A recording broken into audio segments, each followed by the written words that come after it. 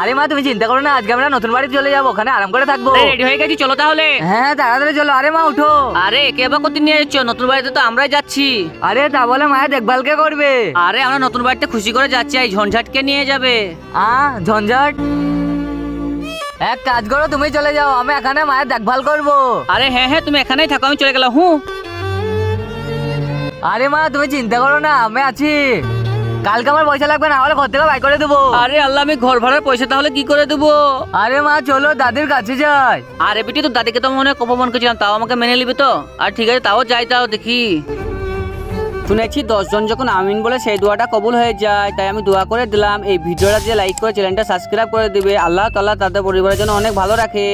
আরে মা তুমি এইভাবে প্রত্যেকদিন ওষুধ খেতে থাকো, তাহলে তাড়াতাড়ি ঠিক হয়ে যাবে। আরে মা, আমাকে মাফ করে দাও, আমি আমার ভুল বুঝতে পেরেছি, আমার কিছু পয়সা লাগবে। কি? যখন পয়সার দরকার পড়েছে তখন মাকে মনে পড়েছে? আরে মা একা পয়সা দেবো না। আরে বেটা ওসব বাদ দে, এটা আমার বৌমা হচ্ছে না, পয়সা দিয়ে দিই কিছু। লাও বৌমা। দেখতে পেলে মাই লাস্ট পর্যন্ত তোমার কাজে এলো।